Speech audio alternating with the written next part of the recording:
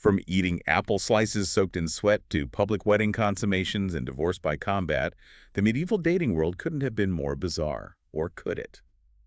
Welcome to this deep dive, where we discuss the truly peculiar and often perilous landscape of courtship and relationships in an era far removed from our own. Forget swiping right.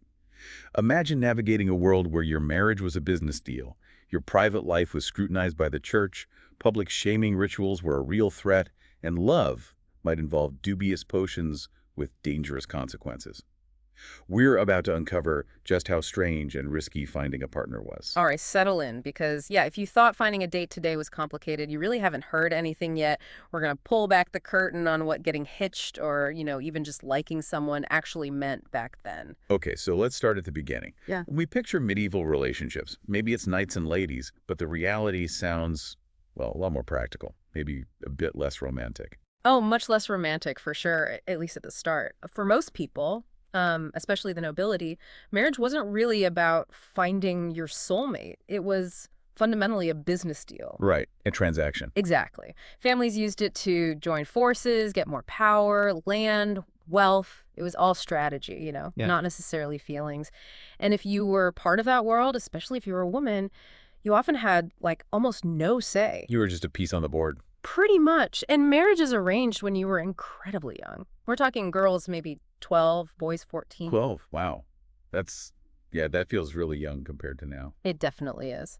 Now, for commoners, things were a little different, a bit more flexible. Yeah. They might meet people, at church fairs, festivals, maybe through work. There was more chance for a personal connection.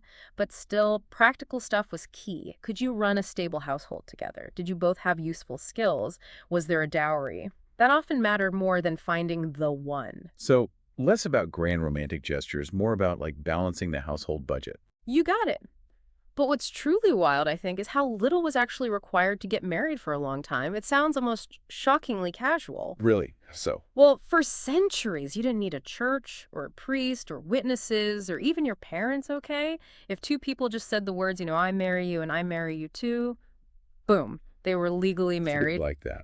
Anywhere. Literally anywhere. This was called clandestine marriage. Could happen in a field, down the pub, even in bed. In bed? Oh my goodness, that sounds like a recipe for absolute chaos, legal. Oh, it was total chaos. Easy to get into, sure, but proving it later, nightmare. Imagine trying to argue in court.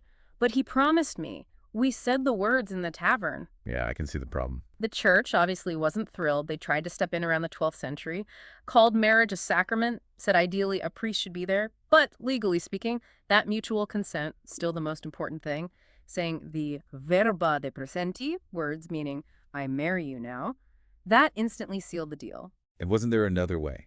Something about, like, a promise for the future, plus something else. Yes, and this made it even messier. If you exchanged verba di futuro, words like I will marry you, and then, you had sex, the law often saw that act as confirming the promise, making the marriage binding, just as if you'd said, I marry you now. Oh, wow. That must have led to so many disputes, total he said, she said situations. Exactly. Ripe for manipulation, misunderstanding, heartbreak. You can just imagine. So even when the church tried to formalize things later, like demanding public announcements, the bans, to stop secret marriages, how much did consent really mean in practice, especially with those power dynamics? That's such a crucial point. Because, yeah, consent was legally the key, but in a world with huge power imbalances, proving you were forced or tricked. So hard, especially for women. And if there was a dispute later and you didn't have a church record, proving you were actually married often came down to cohabitation and repute. Basically, did you live together, and did everyone in the community think you were married? Which, as you can imagine, is pretty flimsy evidence, made family life potentially really unstable. Okay, so getting married was already complicated. Then comes the wedding itself. Yeah. And the wedding night? Forget privacy, right? For some, the consummation was practically a spectator sport. Totally different from how we think now. For the nobility, yeah. And sometimes this happened in less formal ways for other classes, too. The consummation could be witnessed, sometimes almost publicly. Why would anyone want an audience for that? Proof. It was all about proof. Proof the marriage was physically real, valid, and therefore unbreakable. This was vital for locking down those alliances and, crucially, making sure any heirs were legitimate. Witnesses could swear they saw well, that it happened, removed doubt. Okay, practical, maybe, but still. Huh. Wow, so tell us about this bedding ceremony. Sounds less like romance, more like a stage production. It really was. After the feast, guests would literally walk the newlyweds to the bedroom. Attendants helped them get ready for bed. Sometimes guests even got involved in undressing them. Lots of body jokes, advice being shouted. Oh my gosh, awkward. Then maybe a priest blesses the bed. They might share a special drink like spiced wine. And there were these rituals like throwing stockings over your shoulder towards the bed. Stocking. Yeah. If your stocking hit the bride or groom, it was like catching the bouquet supposedly you'd be next to marry. The medieval bouquet toss, Got it. pretty much. And, okay, maybe they drew the bed curtains for a little privacy, but often the cheering and noise from guests just carried on right outside the door. We have stories of crowds cheering outside royal bedchambers. No pressure then. None at all. And get this. If the husband seemed, well, unable to perform, they might actually call in a committee of wise women, sometimes 5, even 10 of them, To do what? to gather around the bed and offer advice. Can you imagine the mortification? That's unbelievable. The pressure must have been immense. Absolutely crushing, especially for the bride. This whole thing was tangled up with proving her virginity, which was often vital for her family's honor and the marriage deal. If the consummation failed, it could mean annulment, total public shame, alliances falling apart. Just bizarre and so intrusive by our standards. Okay, so that's the official side. Often public, strategic, physically confirmed. But what about just feelings, love outside these formal deals? That's where courtly love comes in, isn't it? Exactly. This was more of an aristocratic thing, started popping up in places like France, maybe 11th, 12th century. It existed outside marriage, often in direct contrast to it. Since noble marriages were about strategy, courtly love became this stylized way, often literary, to explore emotions, desires, stuff marriage didn't really cover. So like a game with rules. Very much like a game, highly stylized, usually involved a knight serving a lady, often higher status, often already married. It was about devotion, doing chivalrous deeds for her, writing poetry, jousting in her name, often focused on longing, maybe unrequited rather than, actual physical stuff. And secret, right, you mentioned secrecy being key. Hugely important and incredibly perilous because it often involved adultery, or at least looked like it. Getting found out, disaster, especially for the woman. Her reputation was so fragile. Just a whisper could ruin her. And in those crowded medieval households, keeping secrets was tough. What were the actual risks if it went beyond just poems and sighs? Big risks. Your reputation, your status, even your life. If a knight got involved physically with a married lady, he risked serious payback from her husband or family. And for the woman, adultery could be seen as a crime against property, against the bloodline. It could even be considered treason in some cases. Punishments could be brutal. Execution wasn't off the table. You mentioned an example, the Tour de Nesle affair. Yeah, a really grim story from 14th century France. Royal daughters-in-law accused of adultery. Their supposed night lovers were executed horribly, the women themselves. Imprisoned, heads shaved, confined. And elsewhere, like under Germanic law, punishments for adulterous women could be terrifying.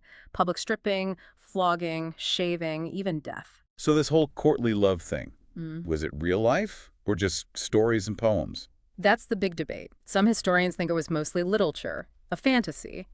But the fact that later etiquette books included its rules, and people like Christine de Pizan were complaining about it being used to cover up real affairs, that suggests it definitely had some real-world impact. Maybe it gave people a language, a framework for relationships that society didn't approve of. And those courts of love we hear about. Probably more like literary clubs or fancy social gatherings than actual courts. But then you have real tragedies like Abelard and Listen to Heloise. many scholars. Yeah.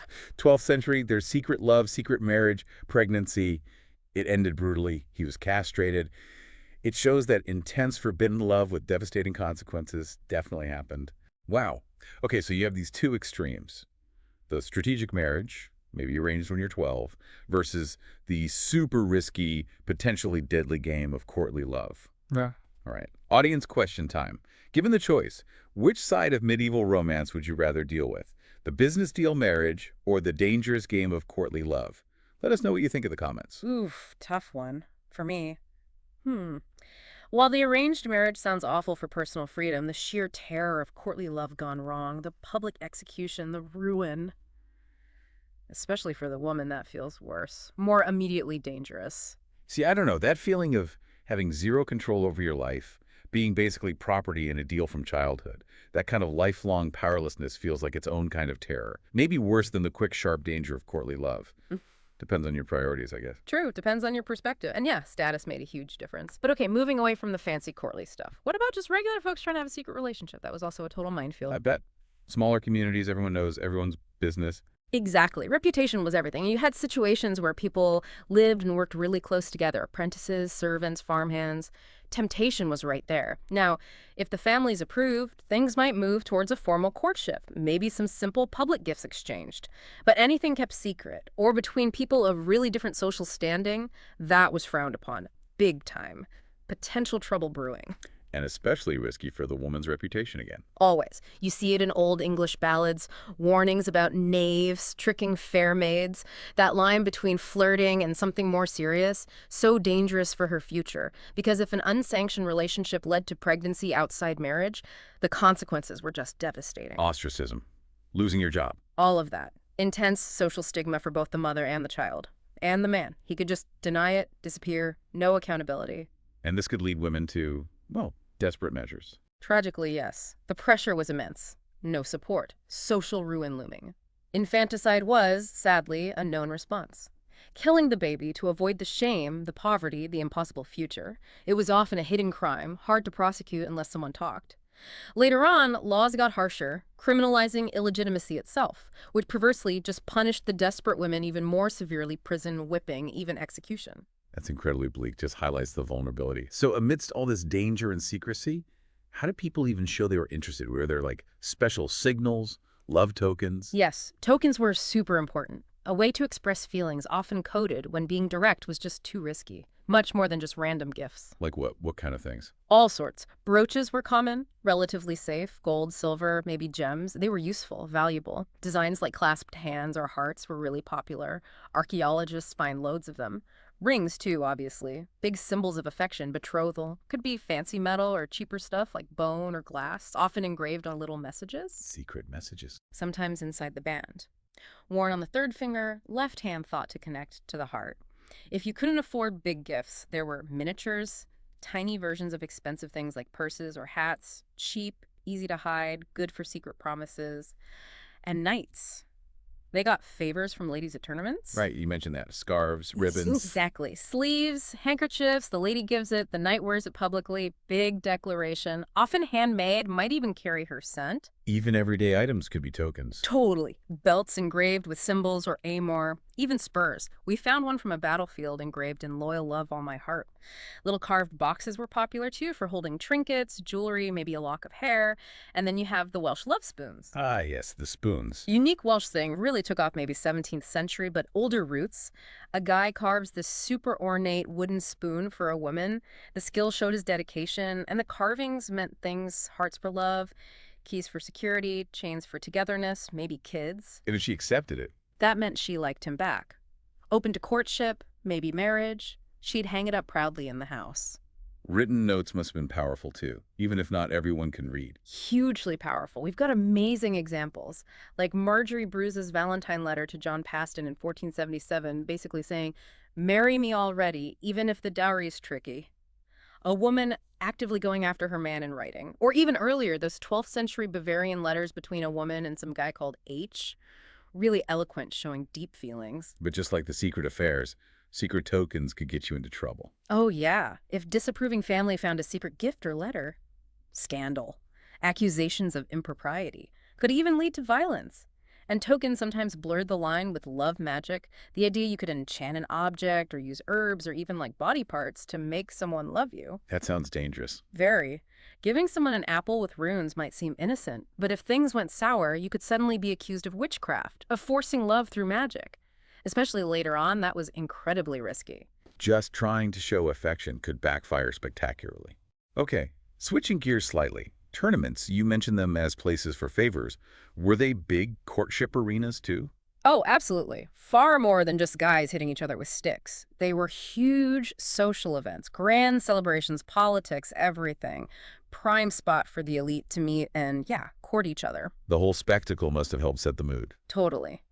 Days-long events, pageantry, amazing armor, jousting, feasting, dancing, music, perfect backdrop for performing that courtly love stuff. Knights fighting for a lady's honor. Exactly, dedicating their performance to her. And that favor exchange was key. She gives him something personal, he wears it. It's a very public thing. The whole process of asking, her accepting or refusing, high drama, huge social stakes. But not just fun and games, right? There were real dangers. Definitely. People got seriously injured, even killed. Henry II of France, famously. So the lady is watching the knight literally risk death for her. Adds a certain intensity. Plus, the church often hated tournaments, called them sinful, sometimes banned Christian burial for participants. Yeah. That probably just added to the thrill for some.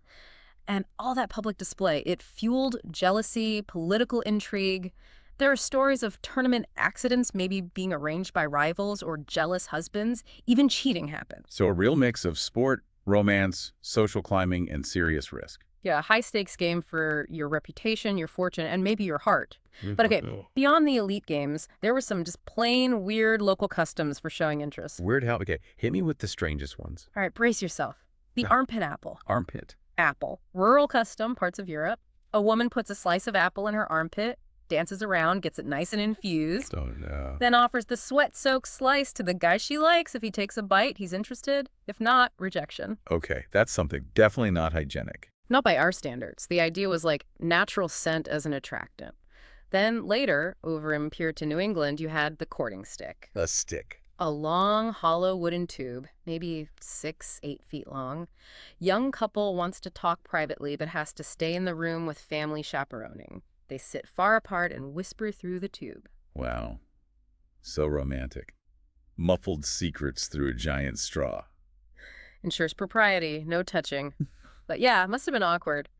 And the Welsh love spoons, while less gross than the apple, are still pretty unique with all that intense symbolism. These customs really show how different things were. Yeah. What we think of as normal is just what we're used to. Exactly. And even after the wedding, customs continued. Like the Morgengade? The morning gift, we touched on that. Sounds pleasant. It could be. Jewelry, nice things. But often it was serious business. Land, cattle, money, a substantial gift from husband to bride the morning after the wedding.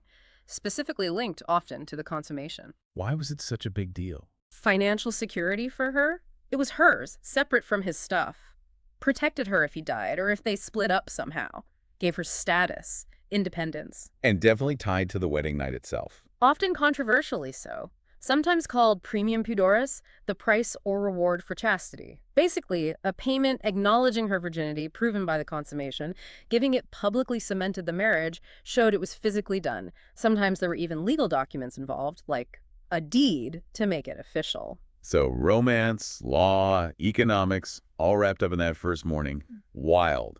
And navigating all this, the etiquette must have been incredibly stressful. Oh, a total minefield. Especially when you were trying to find someone or just settle into married life. One wrong step socially could ruin everything. Image was crucial. Especially for women, I'm guessing. Always harder for women. Impossible standards. Talk too much, you're bold. Too little, you're dumb. Friendly, you're flirting. Reserved, you're proud. Nightmare. Men had to be respectful, smart, witty, but not boastful. Certain topics were just off limits. Bodily functions, sex talk, maybe politics, gossip. And table manners. Must have been intense. Huge test. Washing hands. Vital. Don't blow on your food. Don't touch your face. Keep your knife handled carefully. Cleanliness, restraint. And the weirdest one. If you had to burp, aim for the ceiling. Seriously. Considered more polite. Aim. Upwards. Okay. Glad we dropped that one. Sharing food from the same plate or trencher was common too. Needed coordination. Appearance mattered. Clean clothes, showing your status. How you walked, talked, your expression. No public affection. Holding hands could be scandalous. The pressure sounds immense. One tiny mistake. Could wreck your reputation, ruin your chances. It was all a performance, sticking to the rules. Especially tough for women. Their standing was so fragile. Okay, so you manage all that. Yeah. But what if the marriage itself just tanks? What could people actually do? Divorce wasn't really a thing, right? But not like today, no. Annulments were rare, hard to get. Mostly you were stuck. But in some Germanic areas, they had this absolutely extreme option for settling disputes. Divorce by combat. You're kidding. Husband and wife literally fighting it out. Yep. A recognized legal procedure. Trial by battle. The idea was God would let the righteous person win. Applying it to marriage. Jarring. But it was a sanctioned public thing. How on earth could that be fair? The man would surely always win. You'd think. But the rules were bizarrely set up to try and even the odds. The man was put in a pit like waist deep, limited his movement, often had one arm tied behind his back, his weapons, simple wooden clubs. And the woman. She's outside the pit, free to move. Her weapon, usually long cloth with the rock sewn in the end, like a sling or a flail. Maybe she had a few of them. Both fought barefoot. What was the goal? To incapacitate the other. Basically, yeah. Man wins if he pulls her into the pit. Woman wins if she knocks him out, disables him, or drags him out of the pit. Or even if he just touches the edge trying to get out. And losing could mean execution. Seriously. Husband might be killed. Wife could face awful punishment. Maybe buried alive. Why? Why resort to something so barbaric? Probably desperation. Lack of other options. If divorce is impossible, annulment unlikely. This was a terrifying last resort for really bad conflicts. Yeah. Plus that belief in divine judgment. God decides who's right. And maybe the sheer horror of it acted as a deterrent. Keep people in line. It was likely rare, but it was a known thing. Shows how brutal justice could be. Okay, that's definitely up there on the glad we don't do that anymore list. All right, let's be honest. Medieval relationships were packed with perils. Public shaming, love magic fears, that weird apple thing, public consummations, literally fighting your spouse. So audience question number 2. Which medieval relationship peril do you think is the absolute worst? The one you are most grateful you don't have to worry about today? Let us know in the comments. Gosh, divorce by combat is horrific, obviously, but maybe. Being accused of love magic, that feels so insidious. No defense against superstition could lead straight to torture and death based on fear. That's terrifying in a different way. That's dark. Yeah. I think for me, it still comes back to the sheer vulnerability around unwanted pregnancy and infanticide, the lack of options, the societal condemnation, the desperation leading to such tragic acts, and the harsh legal penalties that widespread systemic peril feels profoundly awful. Yeah, it paints a really grim picture of the pressures, especially on women, and how little support the system offered. So wrapping this all up, looking back at the strategic deals, the secret vows, the public nights, courtly love's risks, the bizarre customs, the morning gift, the etiquette minefield, fighting for divorce, pregnancy perils, it is just a completely different universe from dating and relationships today. It absolutely is. Really underscores the strange, dangerous, and often very practical, very transactional nature of it all back then. Makes you appreciate maybe how complex, but also how different things are now. Well, what do you think, guys? Are you glad you're not from the medieval ages or what? Tell us what you think, and as always, have a nice day or night, and join us for our next deep dive.